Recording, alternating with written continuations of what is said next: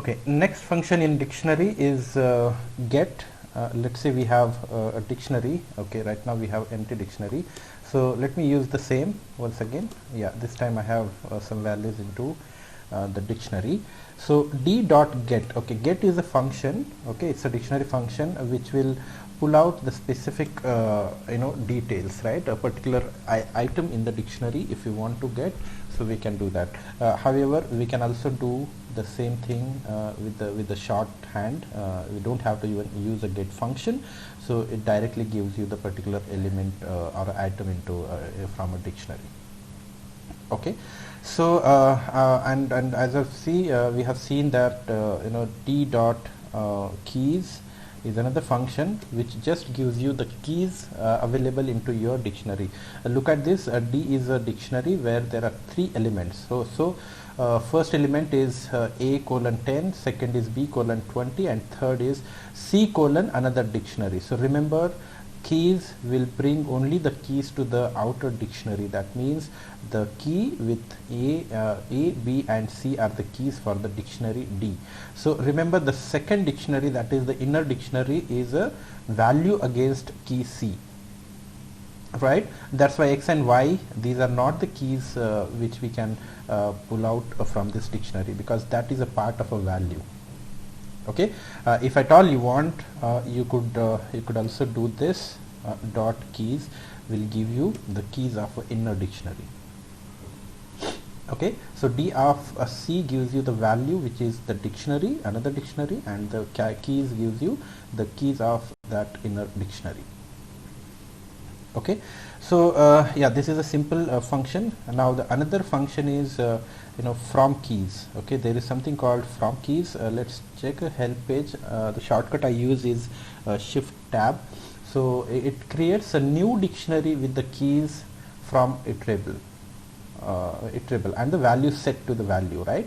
So for example, from the keys, if I want to create another dictionary, let's say I use these keys, okay, and look at this, I have created a new dictionary where A, B, C are the key values, correct?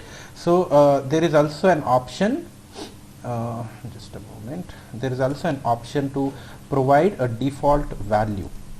Okay, for example, if I give 10, so all the 10 values, all the values will be set to 10. Correct. So this is the function from key. If at all you want to use same keys and some constant value or new something different value, you could think about using this.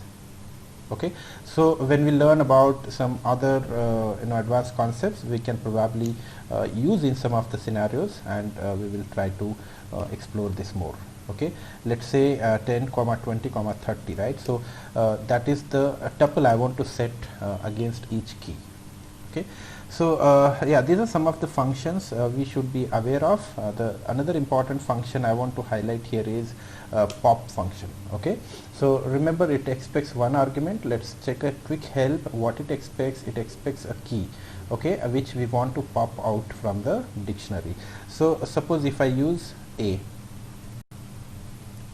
okay, so A is removed from the dictionary. Look at this. Now there is no more A present in the dictionary. Right, so pop is used to remove an element from a dictionary. Let's say I do now C, so the entire C will be deleted, and its value is returned back, right? Many a times we want to delete something and we want to get what we have deleted, right? So pop is a very good function in that scenario, where you will be returned by the value, right? You will be returned a value by the pop function, right? So you will get what value has been removed against that key, and so that you may use that value for last time if you want to, otherwise you can ignore it, but that particular key and value, both the item would be deleted from the dictionary. Okay, so there is also a pop item function. Okay, if you do this pop items, pop item, I think. Okay, so we can do that. See, there was only one, so pop item automatically deletes whatever is present, right? So since there was only one, it has just deleted the one, but even if you have many items in the dictionary, so it just delete one, any one of the values. Okay, for example, now I do this. Not necessarily it follows any sequence, because remember, a dictionary is non-sequential collection, correct? So it might pick anything and delete. So I rarely use this function. I preferably use pop, because pop is a good function which actually remove that element, as well as it returns the value what we are removing, right? And key is used so that we are pretty sure that what we are actually removing from a dictionary. And we also, if we want to store somewhere, we have a luxury to store that or assign this to somewhere else, right? Some other variable. So let me run again. For example, I have A, B, C. A, B, C, these are the three keys and the values against them. So D dot pop, okay, and I know that I'm removing B, right? And I want to store, let's say, temporary B somewhere here. Okay, what went wrong? Object has no substitute. Oh, sorry, I should have used a round bracket, because this is a function, right?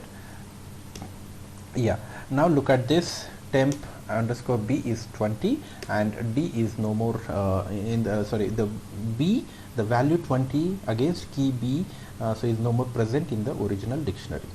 Okay, so these are some of the functions. The last function I want to explain here, I want you guys to explore, use different functions, whatever is available. Every object has so many functions. We can explore them and try to understand what it does, right? There's one more function called update. Okay, so update can be used. Let me check what it takes. It takes the dictionary, which creates a dictionary, update the dictionary, existing dictionary, using an iterable object. Okay, so we have to pass one iterable object here. Okay, let's try and update what happens, right? No, it didn't work, right? It cannot convert dictionary update sequence from element 0, okay, to a sequence. So probably we have to use a zip function. I haven't discussed about this function, but I will explain you. Let's try and see what it does, right? So let's say I have some keys here and I have some values, okay, and let's see what it has done. Okay, so look at this. The key 1, 2 and 3 is updated by this function. The dictionary got updated, right? And what is the new things added to the dictionary is key values, which we have given here. Okay, so there is a provision. We can use the set of keys here and the set of values, so those are combined together and updated your original dictionary. So that's the update function. Sometimes very useful. You may use this function and update a particular dictionary. Alright, so after the update, we will move on to some exercise, some simple program where we can try to update some dictionary here.